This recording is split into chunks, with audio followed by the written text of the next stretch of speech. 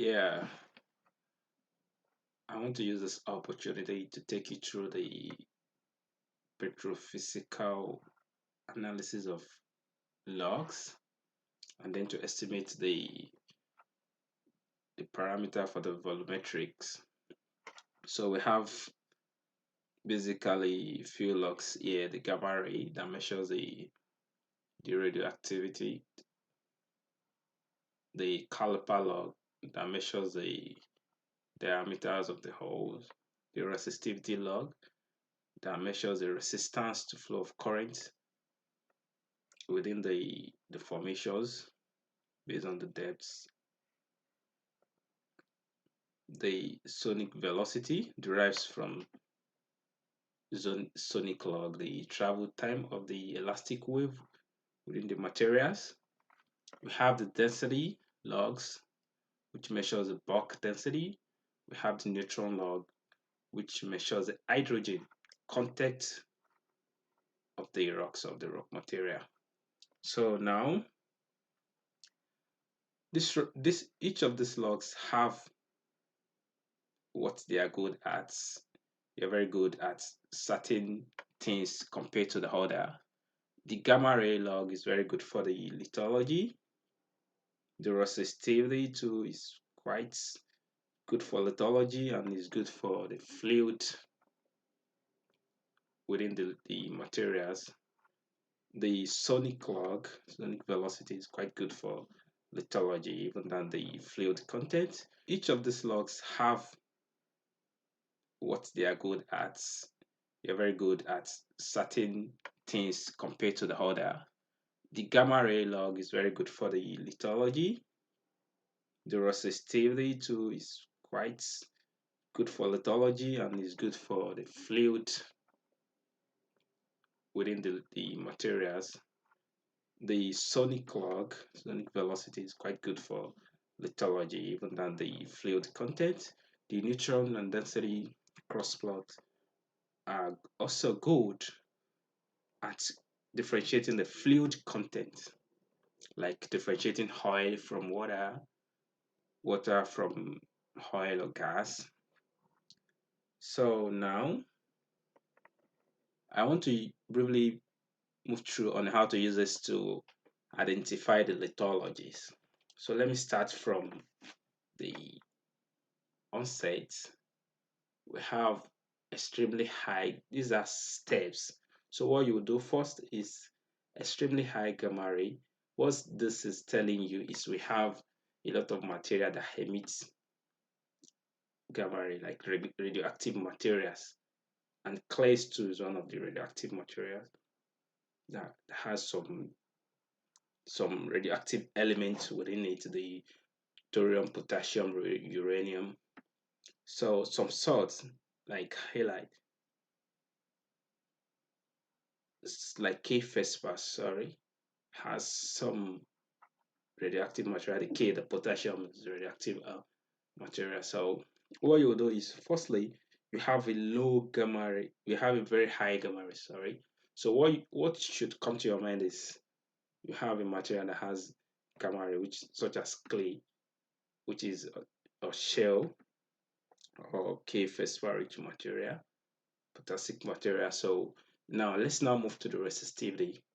So what is resistivity saying about this? It's saying we have a very low resistivity.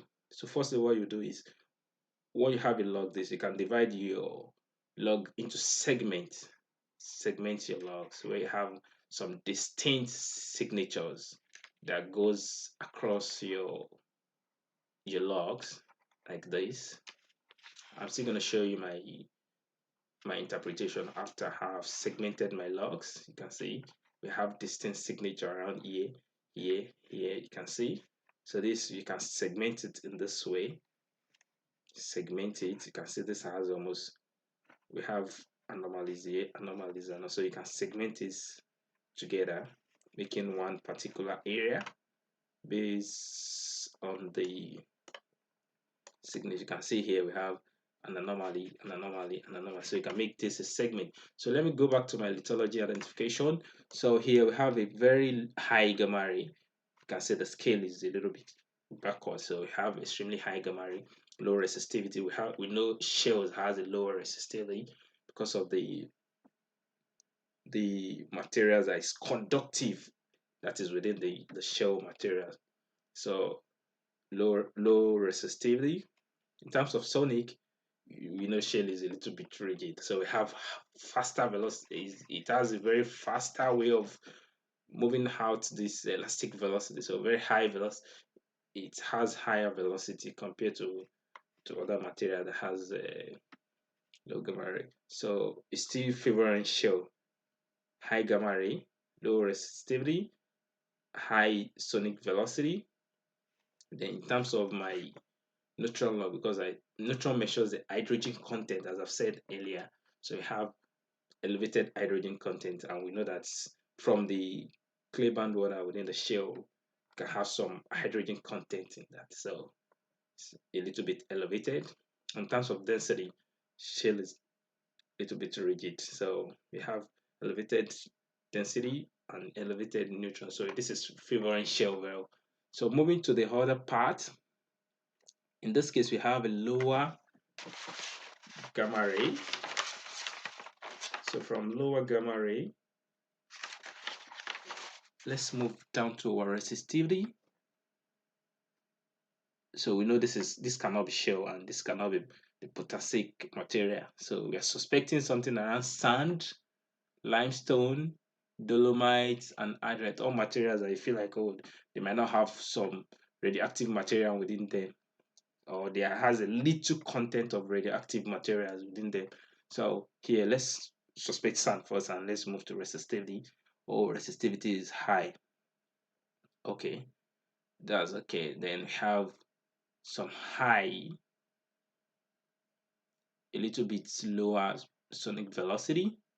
Then we have a big separation of a neutron density cross plot. So we're having more lower velocity, more lower density, and lower hydrogen. So this is more of dolomite or sand. So from this is suspected to be sand. It's suspected to be sand because if it is dolomite, in this case, the neutron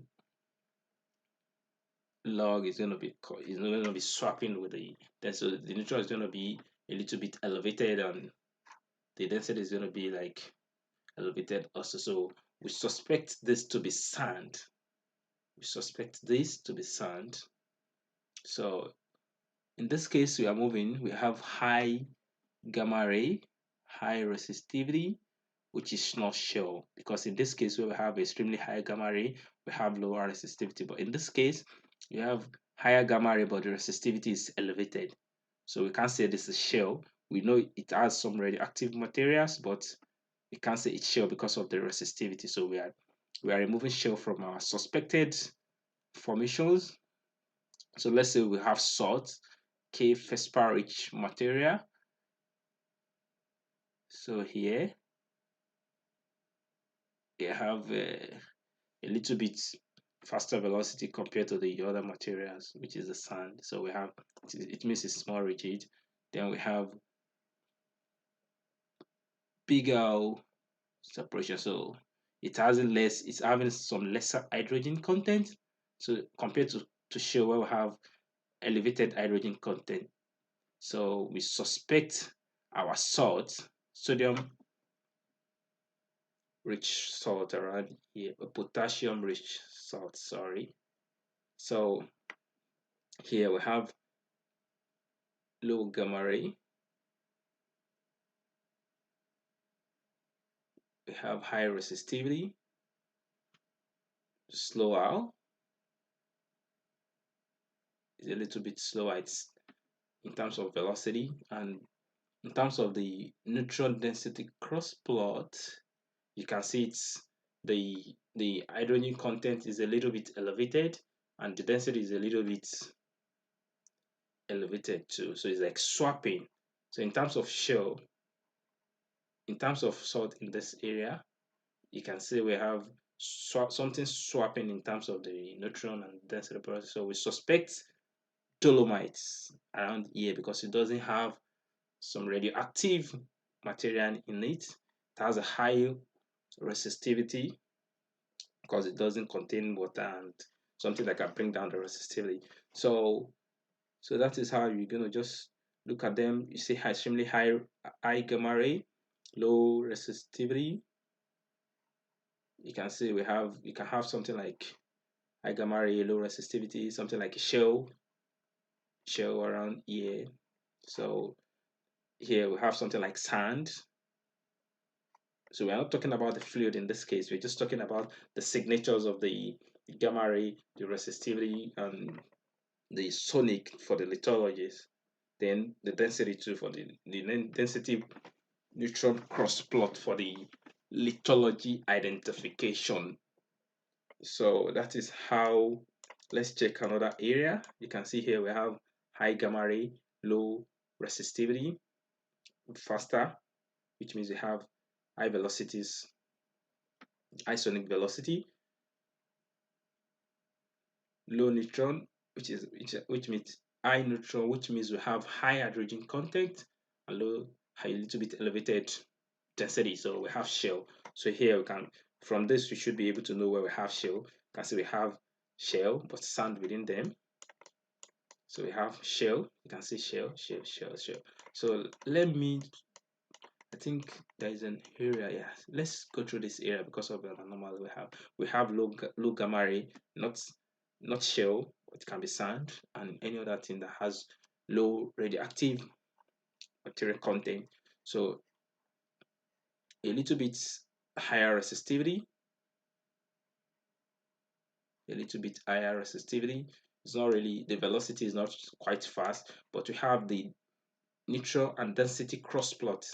The neutral and density log tracking each other. In this case, look for how to this like here we have low gamma ray, high resistivity, not really faster velocity. Then this might be suspected to be sand because our density is a little bit lower and the neutron to the hydrogen content is a little bit lower. So we can talk about sand in this area. But in terms of the fluid, I'm going to come back to that rightly to tell you how to differentiate the fluid content, either oil, gas, brine, or water. I'm going to come back to that now.